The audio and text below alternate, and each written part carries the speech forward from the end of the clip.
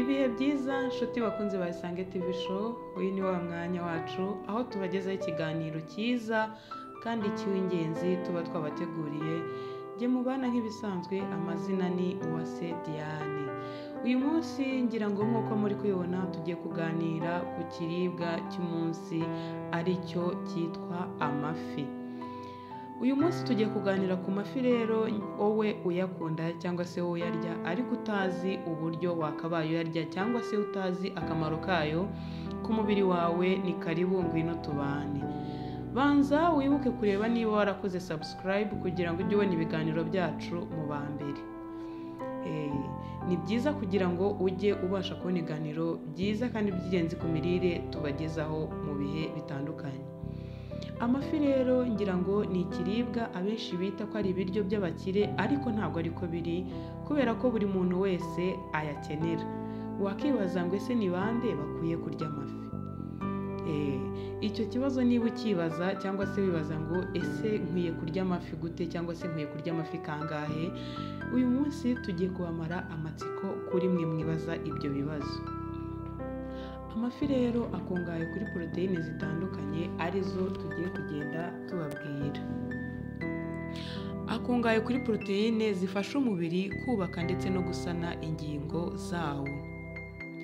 Afite amavuta meza tuzi nka omega 3 akubiyemo ibinyamavuta by'ingenzi cyane bifasha umubiri wacu ukenera, haba kukurinda umutima cyangwa se ibibazo bifata ku mitsi cyangwa se ibibazo by'imitsi ndetse ku bibazo by'ubwonko. Ayo mavuta cyangwa se ibinyamavuta dusanga mu mafi cyane cyane ari cyo kintu cy'ingenzi cyane. Iyo umuntu avuze amafi abenshi bazi nka omega 3. Afitemo vitamine D ikenerwa cyane mu gukomeza amagufa no kongerera umubiri imbaraga. Iyi vitamine D murabizi neza ko ku bantu batajya babasha kubona akazuba cyangwa se kugerwaho n'akazuba, iyi vitamine muba muyikeneye cyane. Aha rero iboneka cyane mu mafi. Amafi aboneka cyane cyangwa se aboneka cyane mu bihugu hafi ya byose ku isi, ariko hakaba hari ibihugu birusha ibindi kuyabona cyane cyangwa se kuyarya cyane cyangwa kuyabona byoroshye.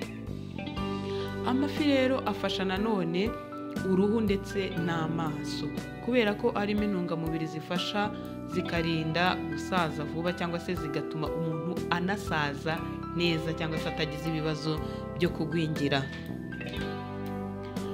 Amafi kandi arimo intungamubiri zitanga se cyangwa se zifasha umubiri kugira ubudahangarwa, bityo bikawurinda kwatakwa n'indwara nka diyabete, indwara z'umutima ndetse n'izindi. Dusangamo phosphore nayo igira umumaro mu mikorere y'umubiri cyane.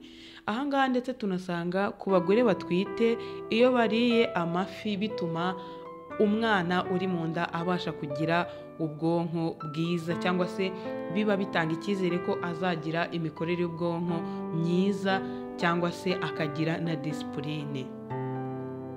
Dusangamo ubwoko bw'amavuta twababwiye haruguru bwa omega 3 bufasha cyane mu kurinda bya bibazo by'umutima ndetse n'ubwonko. Kurya amafi bigabanya ibyago byo kurwara diyabete, bigabanya ibyago byo kurwara indwara z'umutima, bigabanya ibyago byo kurwara indwara z'amagufa nka rubagimpande. Amafi akungahaye kuri vitamine D ihagije ndetse cyane. Dusangamo vitamine B12 agabanya igipimo cya cholesterol mbi mu mubiri, bigatuma umuntu atagira bya bibazo bya heart attack cyangwa se bya heart disease. Afasha mu guhangana n'uburwayi bunyuranye bw'umwijima cyane cyane. Atuma imitekerereze cyangwa se intekerezo zitazimira, cyangwa se bigatuma umuntu atagira ibyago byo kwibagirwa. Murabizi neza ko hari abantu bajya bagira ibibazo byo kwibagirwa. Amafi rero hano kuyarya bituma intekerezo zawe uguma uzibuka cyangwa se bituma udatakaza intekerezo. Amafi afasha cyangwa se atuma umuntu asinzira neza. Ahangaha murumva ko amafi ari ingenzi cyane. Ubwo wa muntu wibazaga ngo ese ninde ukwiye kurya amafi cyane, murumva ko haba ku mwana, haba ku mugore utwite, haba ku bakuze, ndetse cyane cyane murumva ko bakeneye amafi. Amafi rero atuma uruhu rusa neza, cyangwa se atuma umuntu uyariye agira uruhu rwiza.